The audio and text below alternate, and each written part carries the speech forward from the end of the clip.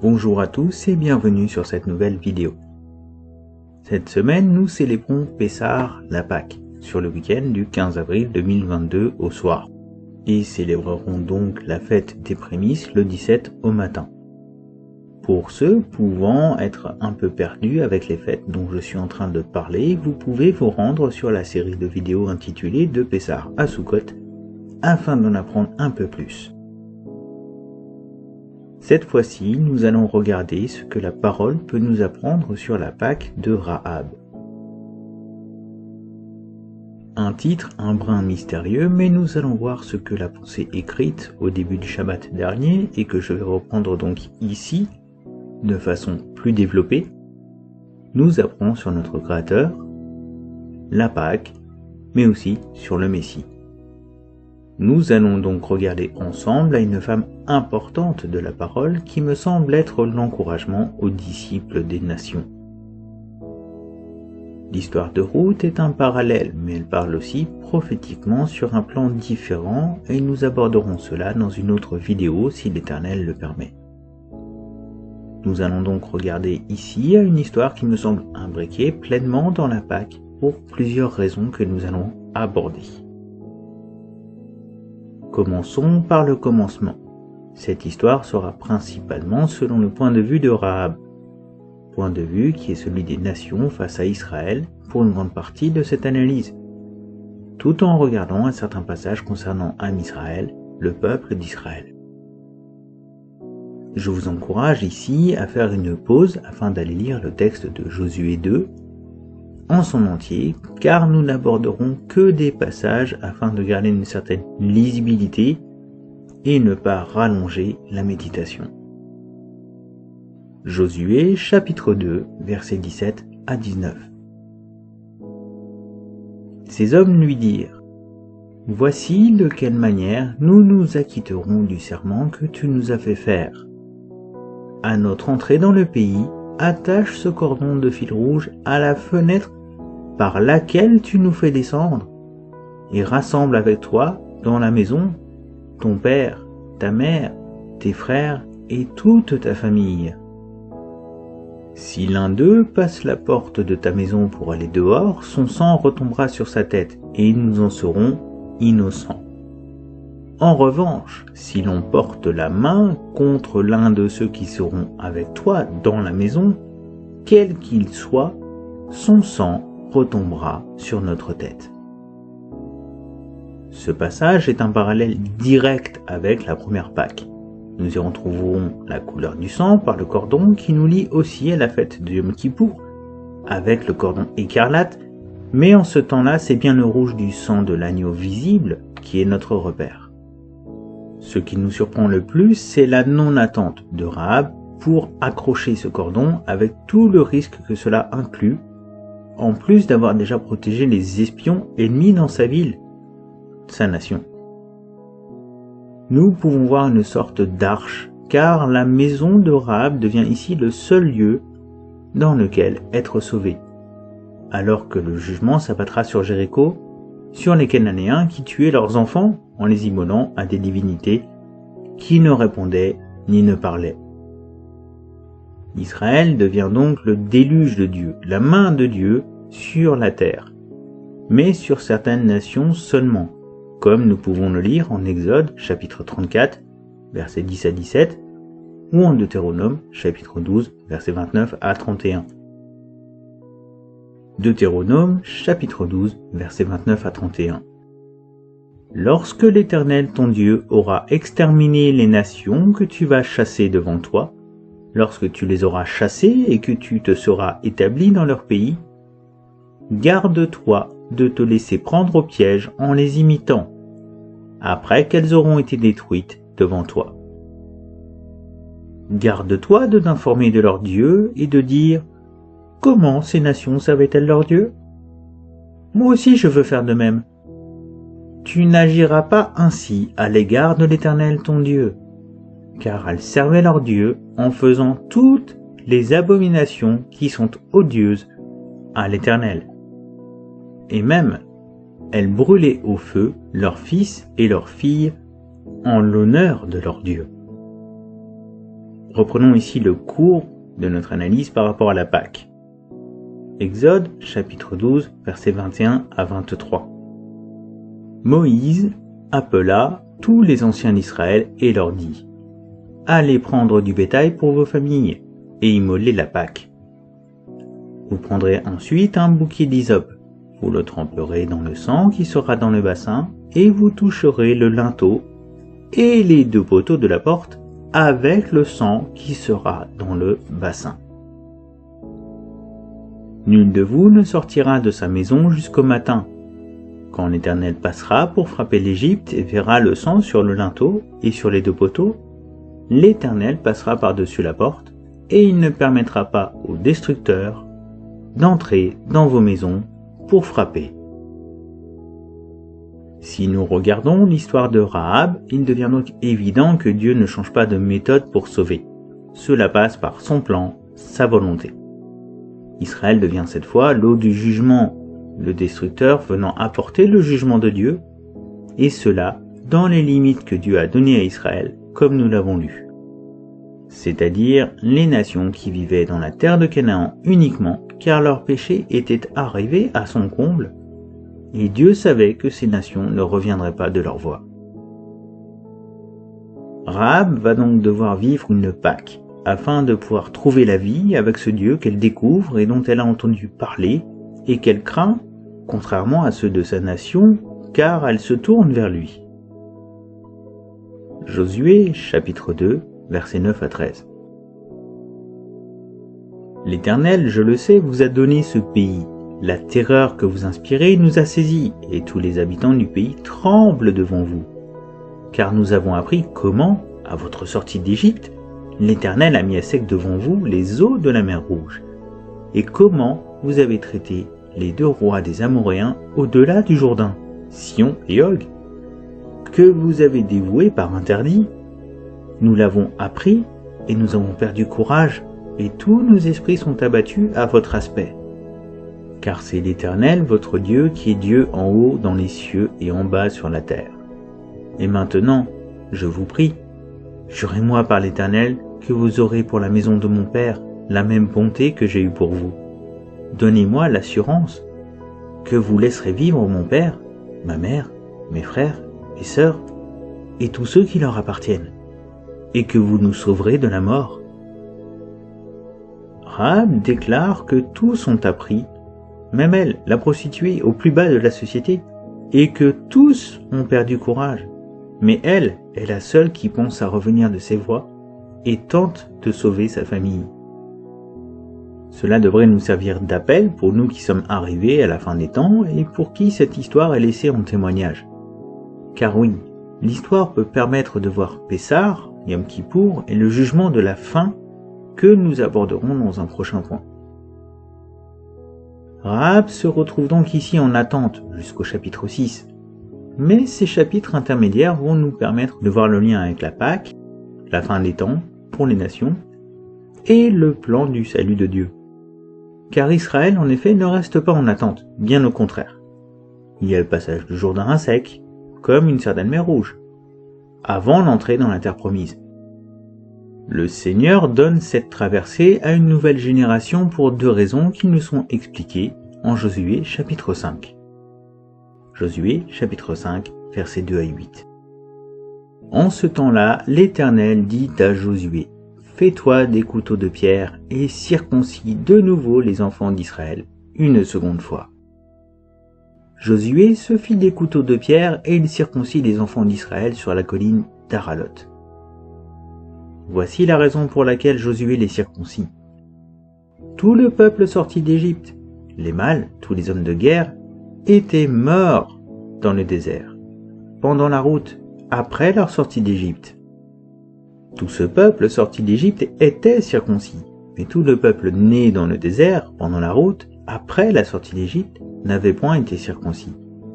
Car les enfants d'Israël avaient marché 40 ans dans le désert jusqu'à la destruction de toute la nation des hommes de guerre qui étaient sortis d'Égypte et qui n'avaient point écouté la voix de l'Éternel. L'Éternel leur jura de ne pas leur faire voir le pays qu'il avait juré à leur père de nous donner, pays où coule le lait et le miel, Ce sont leurs enfants qu'il établit à leur place.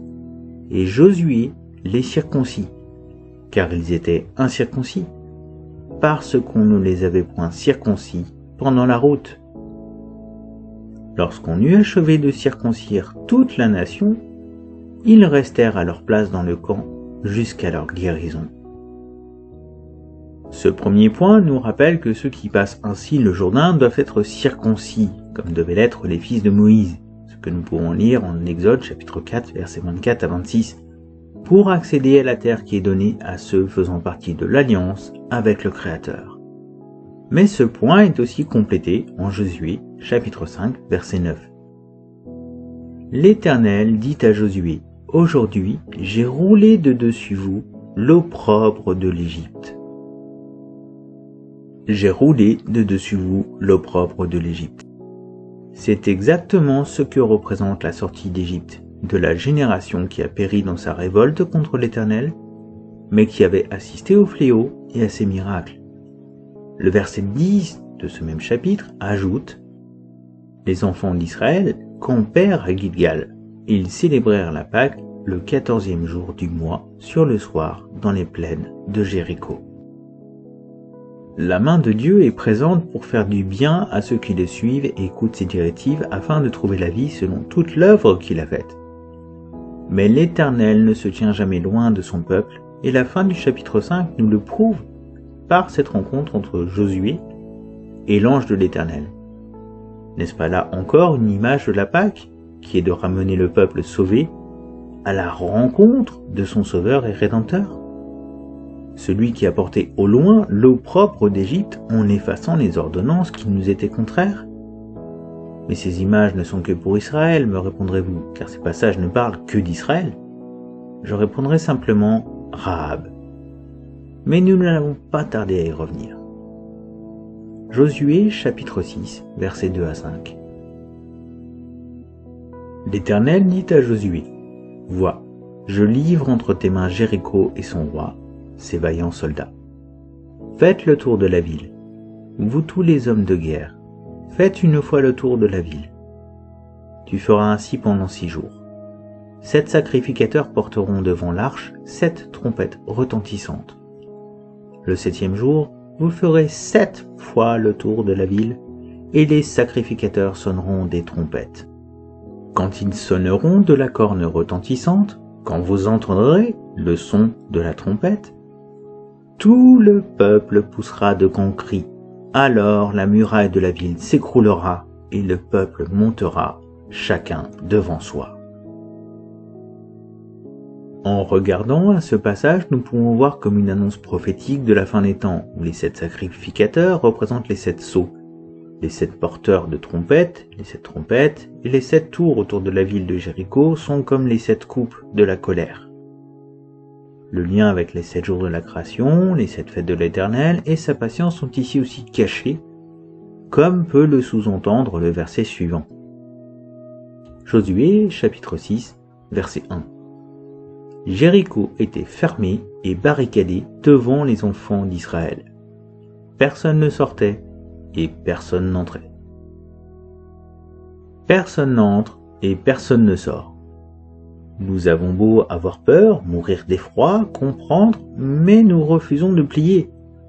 Est-ce réellement l'attitude à adopter? Voulons-nous la mort de Pharaon avec ses chars, ou trouverons-nous la sagesse de nous repentir et nous tourner vers celui qui attend que le pécheur se repente et change de voie? L'endurcissement de Jéricho est démontré. Seule Rahab a choisi la part qui ne peut être ôtée pour elle et sa famille.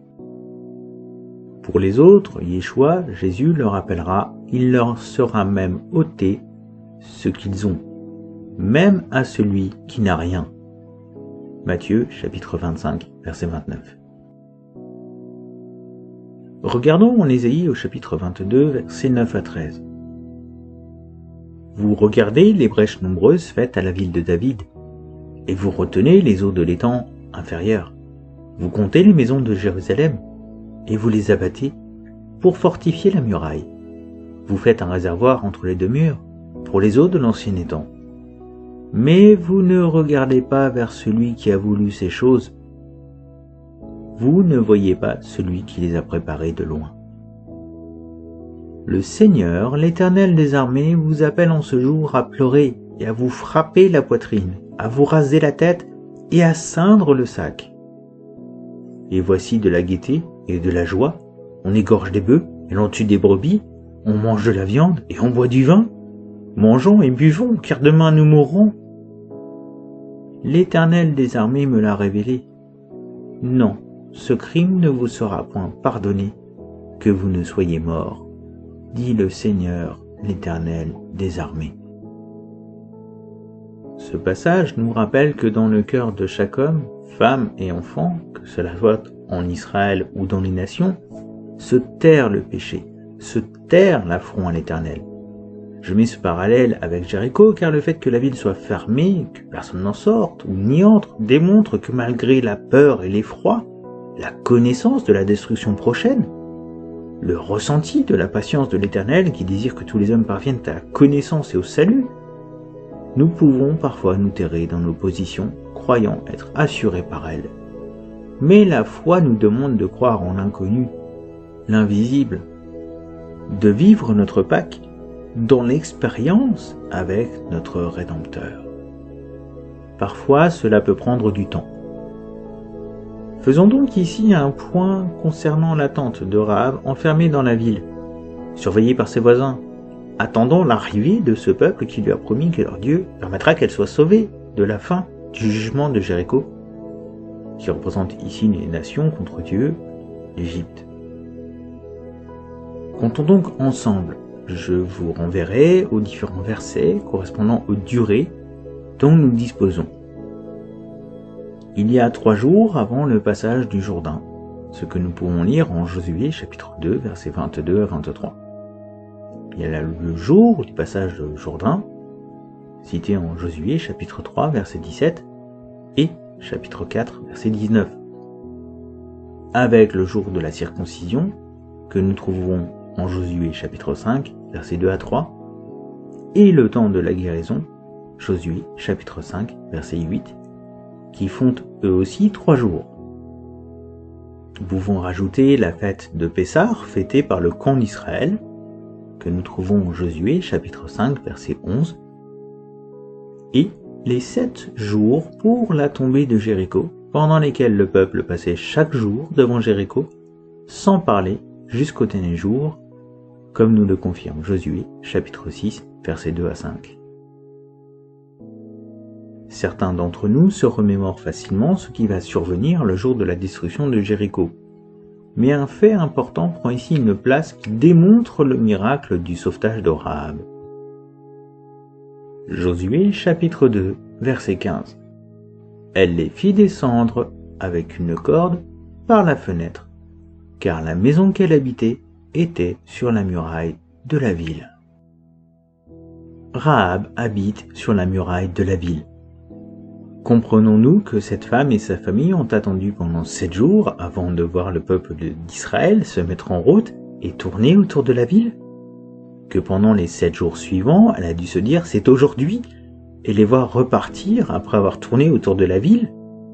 Qu'elle a dû chaque jour voir sa délivrance proche et pourtant ne se réalisant pas car le peuple repartait? Elle devait donc être prête chaque jour et rester accrochée à la promesse qui lui avait été faite. Elle qui avait accroché dès le départ les espions, le signe de reconnaissance du cordon rouge. Elle témoignait ainsi de sa foi, de son salut acquis, mais pas encore révélé. Ce résultat de 14 jours, je mets ici une parenthèse, je peux me tromper dans mon calcul, devrait nous interpeller car c'est le 14e jour du mois de Nissan, le premier mois de l'année biblique, qu'a lieu la Pâque, comme nous l'avons lu plus tôt en Josué, chapitre 5, verset 11. Vous pourrez le lire aussi en Lévitique, chapitre 23, verset 5 par exemple. Cela nous informe que nous passons donc tous, hébreux ou grecs, comme le dit Paul, par la Pâque de l'Éternel. Et ce fait nous assure des paroles des apôtres que nous pouvons trouver en Actes, chapitre 4, verset 12. Il n'y a de salut en aucun autre, car il n'y a sous le ciel aucun autre nom qui ait été donné parmi les hommes par lequel nous devions être sauvés. Cela aurait suffi. Taillez-nous. Mais l'Éternel ajoute encore au témoignage de Rahab par un grand signe. Josué chapitre 6 verset 20 nous dit ceci. Et la muraille s'écroula. Cela veut donc dire qu'en plus du miracle de la destruction de Jéricho que l'Éternel réalise, il a effectué en même temps un miracle pour le sauvetage de Rahab, car si la muraille s'effondre, elle est sauvée à travers le jugement, mais de plus, sa maison reste debout sur cette muraille qui s'effondre. C'est par l'accueil de la bonne nouvelle du salut d'Israël, et le fait d'avoir reçu cette parole, mais aussi ce qu'il apportait, que Rahab voit le salut survenir sur elle et sa famille. Cela nous parle de la Pâque plus grande que Dieu a préparée d'avance à travers le peuple d'Israël dans la personne de Machiach, du Messie, pour les nations, comme pour le peuple qu'il a délivré par sa main puissante et de grands prodiges, Israël. Nous pouvons donc voir le fait d'être greffé avec Israël sur Yeshua comme le miracle de la Pâque. Car si nous étions éloignés, nous sommes dorénavant rendus co-héritiers et participants de la racine, avec l'héritage commun avec Israël que sont les fêtes, dont celles que nous fêtons non par appropriation, mais par assimilation, unité. Romains chapitre 5, versets 6 à 11. En effet, alors que nous étions sans force, Christ est mort pour des pécheurs au moment fixé. À peine mourrait-on pour un juste, peut-être accepterait-on de mourir pour quelqu'un de bien. Mais voici comment Dieu prouve son amour envers nous. Alors que nous étions encore des pécheurs, Christ est mort pour nous. Puisque nous sommes maintenant considérés comme justes grâce à son sang, nous serons à bien plus forte raison sauvés par lui de la colère de Dieu. En effet, si nous avons été réconciliés avec Dieu grâce à la mort de son Fils, lorsque nous étions ses ennemis, nous serons à bien plus forte raison sauvés par sa vie maintenant que nous sommes réconciliés. Bien plus, nous plaçons notre fierté en Dieu par notre Seigneur Jésus-Christ, par qui maintenant nous avons la réconciliation. L'histoire de Rahab et du camp d'Israël nous appelle donc à voir que notre Créateur a ordonné un plan pour le salut des hommes qui passe par la Pâque, qui est une, afin que tous ceux désirant y participer puissent dorénavant y participer dans la joie et la paix qui nous sont offerts sans que nous n'ayons rien à faire d'autre que de nous appuyer, avoir foi en Dieu et dans le nom de son Fils pour avoir la vie éternelle. Je vous encourage à ne pas hésiter à laisser un commentaire ou un petit pouce bleu si vous désirez encourager. À vous abonner aussi si vous désirez pour être tenu au courant de la sortie des prochaines vidéos ou des prochains messages, ou simplement vous rendre sur le site Une Seule Vie pour découvrir les pensées, les images créées et les textes partagés avant le passage au format vidéo. Je vous souhaite donc une bonne fête de Pâques à toutes et tous, Chag Sameach Pessach, et à l'année prochaine à Jérusalem.